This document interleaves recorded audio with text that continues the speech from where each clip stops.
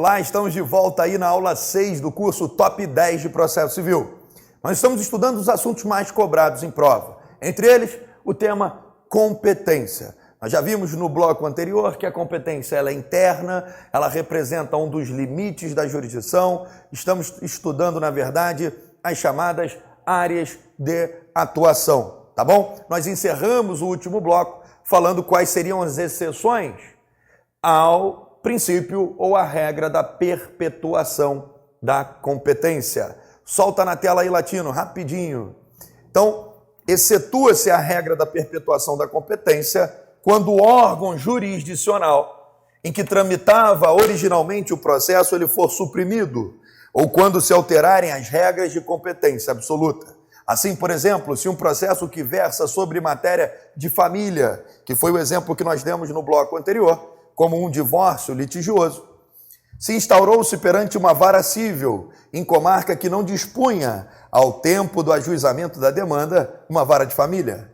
A criação dessa, após a instauração daquele processo, implicará o deslocamento do processo para o novo órgão jurisdicional, posteriormente criado, e é quem tem a competência em razão da matéria para conhecer da causa, sendo a competência em razão da matéria, como nós vamos ver daqui a pouco, uma espécie de competência absoluta. O artigo 43, então, é muito importante que você grife no teu código, porque diz lá, determina-se a competência no momento do registro ou distribuição da petição inicial e são irrelevantes as modificações do estado de fato ou de direito ocorridas posteriormente, salvo quando suprimirem órgão judiciário ou alterarem a competência absoluta. Se você tiver uma caneta vermelha aí, grifa igualzinho está aparecendo no seu material, tá bom?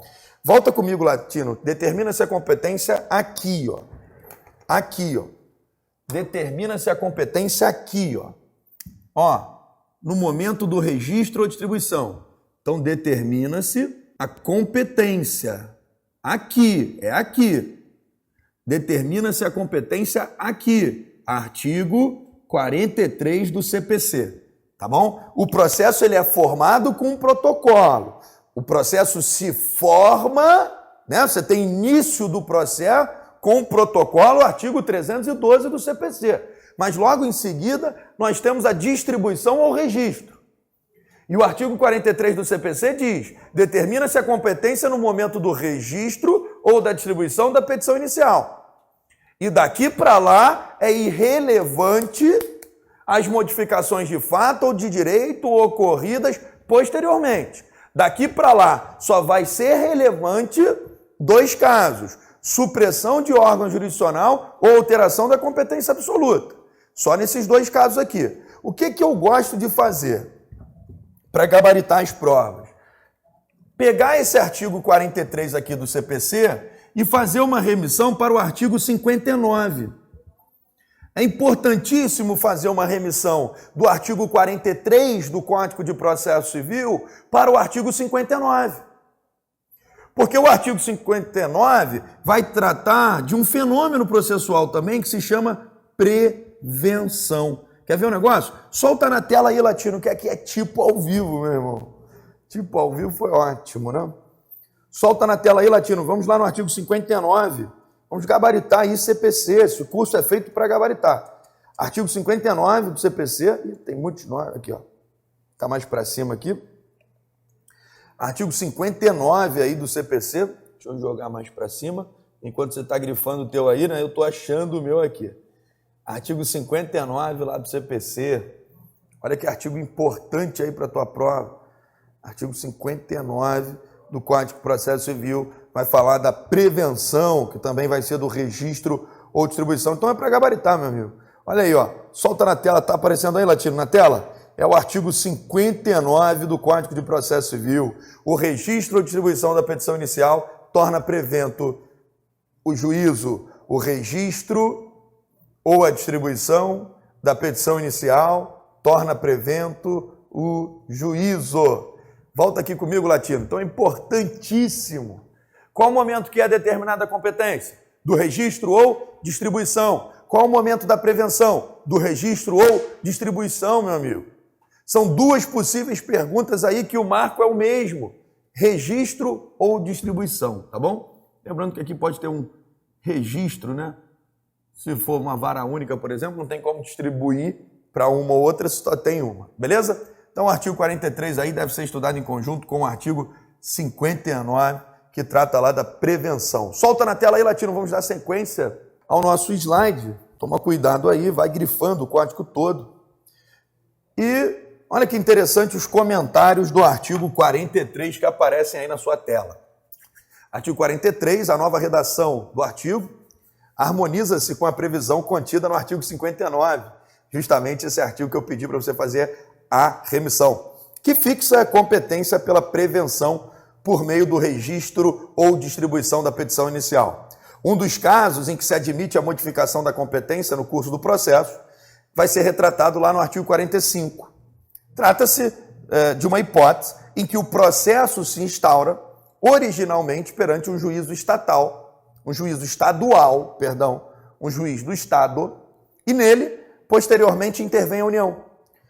Uma empresa pública federal, uma entidade autárquica federal, entre as quais se encontram também os conselhos de fiscalização profissional, ou uma fundação política federal, como uma parte ou um terceiro interveniente, e aí nós temos algumas ressalvas, ressalvados expressamente os processos de recuperação judicial, falência ou insolvência civil, nos termos do artigo 41, o qual decorre diretamente do que dispõe a parte final do artigo 109, inciso 1º da Constituição Federal. Então, olha que interessante. Volta aqui comigo rapidinho, Latino. Aqui do artigo 43, é importante também fazer uma remissão. É importante fazer uma remissão desse artigo 43 para um outro artigo aqui, para o artigo 45 do CPC. Solta na tela aí, vamos dar uma olhada no artigo 45 do CPC. Eu vou pegar aqui a letra fria da lei, que é importante a gente grifar também a lei. Importante dar uma lida na lei. Vamos dar uma olhada no artigo 45, que nós temos algumas exceções que vão mudar a competência, que não são aquelas duas, supressão de órgão e alteração da competência absoluta. Está aparecendo na tela, Latino? Artigo 45 diz aí, ó, tramitando o processo perante um outro juízo, os autos serão remetidos ao juízo federal competente. Se nele intervier a União, suas empresas públicas, entidades autárquicas e fundações, os conselhos de fiscalização de atividade profissional, na qualidade de parte ou terceiro interveniente, exceto nas ações de recuperação judicial, falência, insolvência civil e acidente de trabalho. Nesses casos, não vai alterar a competência. Inciso 2º, sujeitas à Justiça Eleitoral e à Justiça do Trabalho. Toma cuidado, que tem uma pegadinha. Volta aqui comigo rapidinho, Latino. Deixa eu pegar essa tela aqui, ó. Toma cuidado aqui no artigo 45, porque ele está falando assim, ó, na qualidade de parte ou terceiro. Ou terceiro, a aula de intervenção de terceiro já está gravada aí. Você assistiu a aula de intervenção de terceiro? Nós estudamos quem? Os assistentes, denunciação da lide, chamamento ao processo, IDPJ, que é o incidente de desconsideração da personalidade jurídica, e estudamos o amicus curiae. Muitas das vezes o amicus curiae pode ser esse cara aqui, ó. Pode ser um conselho de fiscalização de atividade profissional. E de acordo com o artigo 45 do Código de Processo Civil, se entrar um ente da União ali, tem que deslocar a competência para a Justiça Federal. Seja como parte ou como terceiro, mas cuidado em prova, amicus curiae não desloca a competência. Calma aí, professor, vamos organizar isso aí. Então, quando o artigo 45 fala, exceto as ações, eu estou vendo dois casos aqui, dois incisos. Recuperação judicial, falência, insolvência civil e acidente de trabalho. Justiça eleitoral e justiça do trabalho, você está me falando que além desses dois incisos, existe mais uma exceção que não vai deslocar a competência. Sim, é isso que eu estou te falando. Isso está onde, professor? Isso está no artigo 138 do CPC, cara. Artigo 138 do CPC. O artigo 138 do CPC que trata do amicus curiae. O amicus curiae pode ser pessoa física, pode ser pessoa jurídica, pode ser um órgão nacional, mas pode ser um órgão internacional. E o amicus curiae pode ser, às vezes, uma autarquia federal ligada à União. E aí você pode pensar em prova que, meu amigo, o artigo 45 diz, tratando o processo perante outro juízo, os autos serão remetidos ao juiz federal competente se nele intervier a União, suas empresas públicas, entidades autárquicas e fundacionais, os conselhos de fiscalização profissional, na qualidade de parte ou de terceiro interveniente, exceto em 2 casos, mas tem mais um caso que também é uma exceção e que não está no 45. Solta na tela o artigo 138, Latino. Solta na tela aí, ó, artigo 138 do CPC. Olha o que diz o parágrafo 1º, que é importantíssimo para a sua prova. Muito importante, grifa aí, faz uma remissão. Volta aqui comigo rapidinho, volta aqui comigo. Faz uma remissão, meu amigo. Aqui no artigo 45, faz uma remissão para o artigo 138. 138 do CPC. Professor, esse quadro estava ficando maneiro, mas já estou ficando embolado. Artigo 138. Estudo 45 com 138. Solta na tela aí o parágrafo 1º. Está aparecendo o parágrafo 1º aí do artigo 138. A intervenção de que trata o caput não implica alteração de competência. Eu vou ler mais uma vez. A intervenção de que trata o caput não implica alteração de competência, nem autoriza a interposição de recurso. Mas o que eu quero mexer com você, trabalhar com você, é essa parte inicial. Volta aqui comigo rapidinho. Deixa eu pegar o apagador. Pode voltar aqui, Latino. Volta aqui rapidinho. Então, aqui no artigo 138, o que nos interessa agora é o parágrafo 1º, a intervenção de que trata o caput não implica alteração de competência. É só até aqui que eu quero que você preste atenção. É só esse pedacinho que a gente quer olhar agora. O restante desse dispositivo nós já estudamos na aula de intervenção de terceiro. Eu quero que você estude o artigo 45 junto com o artigo 138, parágrafo 1º. A intervenção de que trata o caput não implica alteração de competência. O amigo Scuri, mesmo sendo uma entidade ligada à União, não desloca a competência da Justiça Estadual para a Justiça Federal. Ele, amigo Scuri, não desloca. Beleza? Está dito isso? Solta na tela, dá continuidade à aula. Tio. Cuidado com isso lá no artigo 45. Muito cuidado com isso. Tá bom? Então, cuidado aí, ó, no artigo 45. Muito cuidado. O inciso 2º do artigo 45, que está aparecendo aí na sua tela, estabelece a impossibilidade de modificação de competência da Justiça Eleitoral ou da Justiça do Trabalho para a Justiça Federal. O mesmo raciocínio se aplica aos processos que versarem sobre acidentes de trabalho, previsto no inciso 1º do artigo 45, já que os processos que versam sobre reparação de danos resultantes de acidentes de trabalho são de competência dos juízos trabalhistas, nos termos do enunciado da súmula vinculante número 22 do Supremo. Pois é exatamente por esse motivo que se afirmou que o artigo 45 trata do caso em que o processo tem de ser remetido do juízo estadual para o juízo federal. Havendo tal intervenção, o juízo estadual deve verificar se há algum pedido formulado naquele processo cujo conhecimento lhe caiba. Nesse caso, os autos não serão remetidos ao juiz federal. Isso está previsto no artigo 45, parágrafo 1º.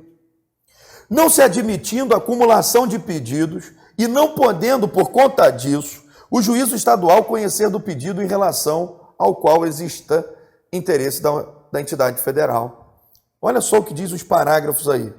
Olha como é que é importante esse artigo 45, olha como ele é delicado para a sua prova. Artigo 45 aí do Código de Processo Civil é o que nós estamos trabalhando nesse bloco. Olha o parágrafo 1º do artigo 45 que está aparecendo aí na tua tela. O parágrafo 1º diz que os autos não serão remetidos se houver pedido cuja apreciação seja de competência do juízo perante o qual foi proposta a ação. Eles só não serão se o pedido for para ser julgado no Justiça Estadual. O parágrafo 2º diz que, na hipótese do parágrafo 1º, Ou seja, quando o pedido depende da apreciação da justiça perante o qual foi proposta a ação, o juiz, ao não admitir a acumulação dos pedidos, em razão da incompetência para apreciar qualquer deles, não pode examinar o mérito daquele em que exista interesse da União, de suas entidades autárquicas ou das suas empresas públicas. E o parágrafo 3º diz: o juiz federal restitui os autos ao juiz estadual, se suscitar conflito, se o ente federal, cuja presença ensejou a remessa, for excluído do processo. Deixa aí na tela, Latino. Não sendo o caso de manter o processo com o juízo estadual, porém, serão os autos remetidos para o juízo federal, que é o único competente para dizer se o ente federal deve ou não ser admitido no processo. Volta aqui que isso é interessantíssimo. A justiça estadual, o juiz estadual, ele não pode falar, não, apesar da União estar aí, ela não tem interesse, não. Quem tem competência para falar se é a Justiça Federal ou não é a Justiça Federal é a própria Justiça Federal. Não pode o juiz estadual falar, não, nesse caso a União, não, a União está aí, mas não pode. Solta na tela aí, Latino. Admitido o ente federal no processo, este terá a competência alterada, passando a desenvolver-se perante o juízo federal. Não admitido o ente federal, serão os autos restituídos ao juiz estadual de origem. É o que está lá no parágrafo 3º do artigo 45. E também haverá modificação de competência na hipótese inversa, porque ser instaurado originalmente um processo perante o juízo federal, em razão da presença como parte de um ente federal, por exemplo, e pode ocorrer de tal ente ser excluído do processo. O que pode dar-se, por exemplo, por uma ilegitimidade. Nessa hipótese, não sendo o caso de extinção do processo sem resolução do mérito, bastando pensar na possibilidade de haver um litisconsórcio entre federal e outra parte, só sendo reconhecida a ilegitimidade do próprio ente federal, o processo deve ser remetido para um juízo estadual, onde passará a tramitar. Para o professor Alexandre Câmara, é muito importante esse tópico do livro dele, a competência ela é fixada através de 3 critérios. São 3 critérios que se determina a competência. Então, volta aqui comigo rapidinho, Latino. Vamos estudar aqui o que o Câmara chama de critérios que o Câmara chama aí, critérios de competência. Para o professor Alexandre Câmara, são 3 os critérios de competência. Territorial, pai do céu, que letra é essa, né? Territorial, funcional e objetiva. Se você já quiser ir escrevendo aí, territorial, funcional e objetiva. Territorial, funcional e objetiva. Professor, não seria competência relativa e absoluta, não? Calma aí. Esses são os critérios para a gente chegar nessas. Para chegar nas espécies de competência. Aqui são os critérios. Para eu definir se a competência ela é absoluta ou ela é relativa, eu preciso estabelecer alguns critérios aqui. Aí depois eu analiso as espécies de competência, tá bom? Beleza? Então, quais são os critérios de competência? Territorial, funcional e objetiva. Solta na tela aí. Isso com base no livro do Alexandre Câmara, que é o livro mais cobrado em concurso público, tá bom? Professor, mas você está usando só o livro do Câmara? Não. Esse material aí tem o livro do Eupídio Donizete, Humberto Teodoro Júnior, tá bom? Solta na tela, Latino. Para o professor Alexandre Câmara, a competência é fixada através de 3 critérios. Competência territorial, competência funcional e competência objetiva. O Código de Processo Civil, porém, só trata expressamente no capítulo de competência do primeiro desses critérios. Então, volta aqui comigo. O CPC, ele só trata expressamente do territorial. O funcional e objetiva nós não vamos encontrar no CPC. Tá bom? Não é no CPC. Tudo bem? Solta na tela aí. Professor, oi, eu vou encontrar onde? Olha, nós vamos encontrar em leis específicas e até mesmo na própria Constituição. os demais, beleza? Solta aí, Latino.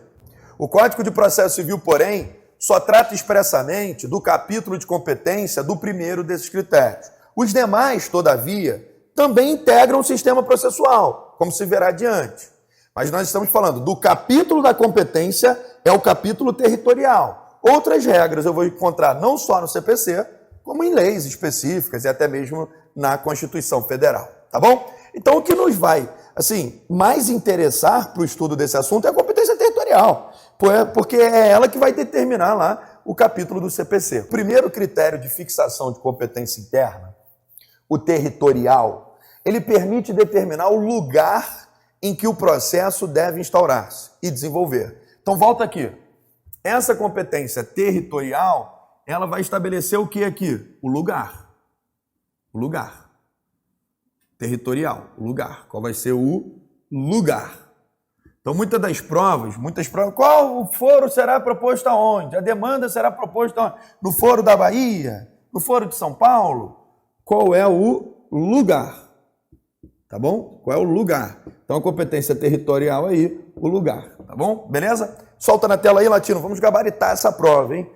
Vamos lá. A regra geral acerca desse critério, tá aparecendo aí na tua tela, é a que resulta da interpretação do artigo 46 do CPC, por força do qual demandas fundadas em direito pessoal ou em direito real sobre bens móveis deverão ser propostas em regra no foro de domicílio do réu. Se forem mais de 2 réus, tendo eles domicílios diferentes, podem ser demandadas no foro de qualquer deles. A escolha do autor, sendo incapaz do réu, aí a competência será do foro de domicílio do seu representante ou de seu assistente.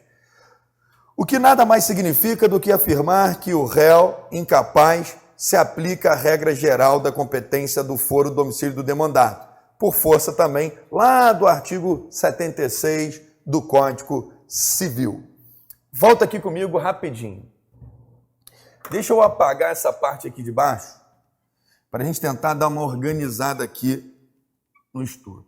Então, a competência territorial, em regra, ela é do lugar, não é isso? Ela é do lugar. Então, você vai ter que saber qual é o lugar. O domicílio do autor, é do réu, é o lugar de assinatura do contrato, qual vai ser o lugar. Então, território, nós vamos estudar aí o lugar. Qual o lugar? Em regra, toma cuidado aqui, ó, com duas coisas. Se a ação é pessoal, olha que interessante aqui, ó. Regra geral acerca desse critério é que resulta de interpretação do artigo 46, por força do qual demandas fundadas em direito pessoal. Então, se você imprimiu aí, grifa isso, direito pessoal. E o direito real, mas não é o direito real sobre bem imóvel, é o direito real sobre bens móveis. Direito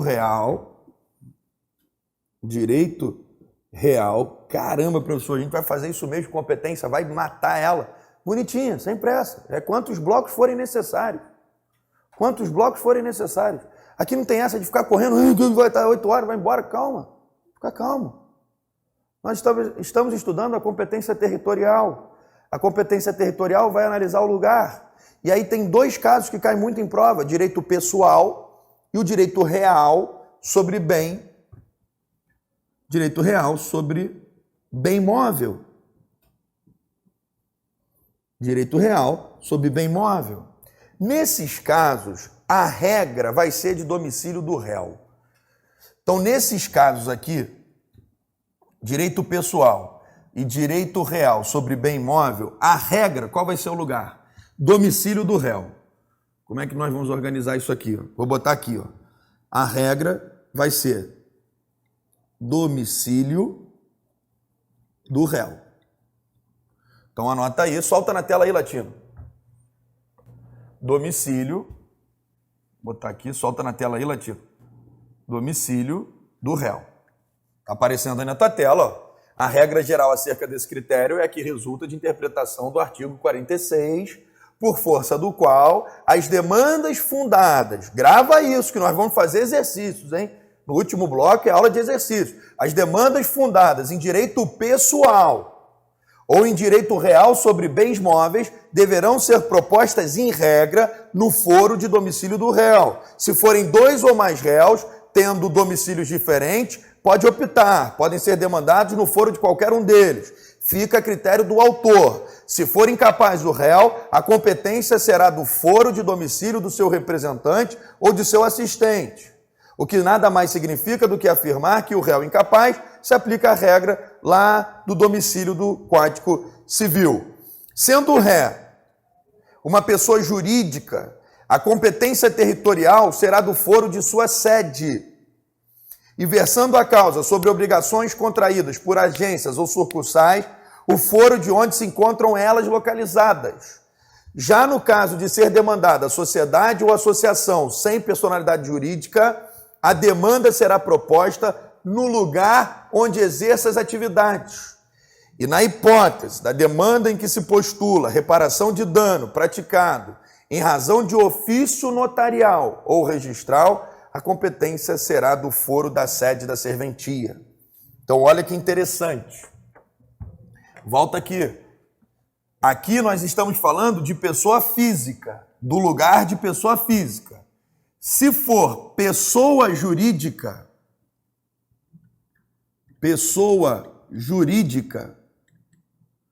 em regra, aqui em regra não é o domicílio do réu. Se for pessoa jurídica, em regra vai ser o lugar da sede. Solta aí na tela, Latino.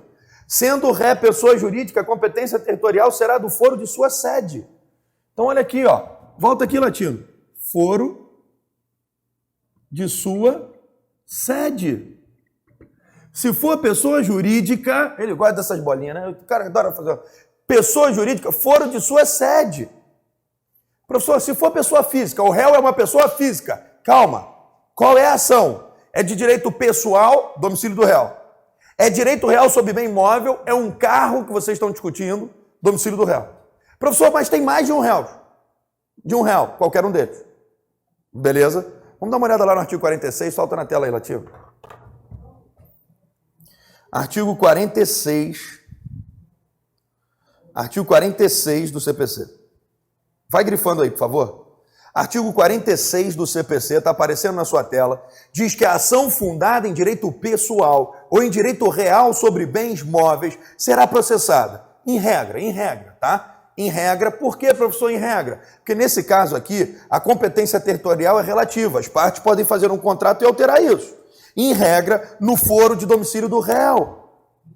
Cuidado com os parágrafos do artigo 46. O parágrafo 1º diz, tendo mais de um domicílio, o réu será demandado no foro de qualquer deles.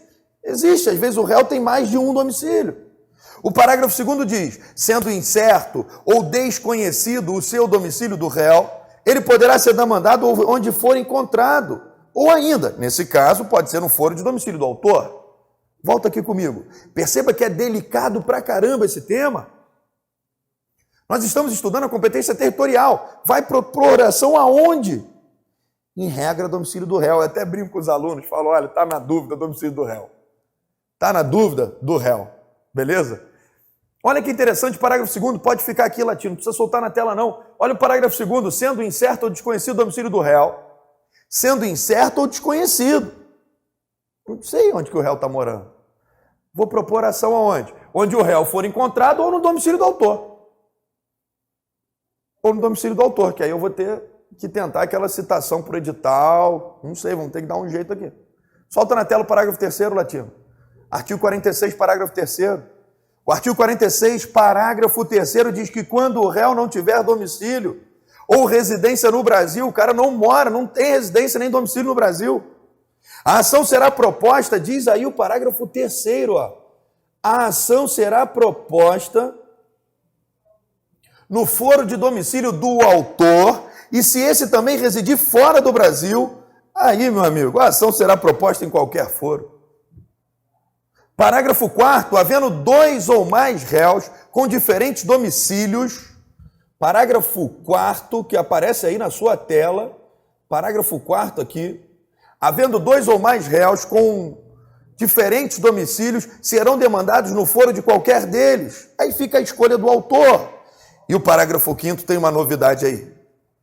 A execução fiscal, grande novidade do Código, no parágrafo 5º, será proposta no foro de domicílio do réu, no de sua residência ou do lugar onde for encontrado, e fica a critério da Fazenda Pública aí. Execução fiscal tem essa, volta aqui comigo, Latino, rapidinho.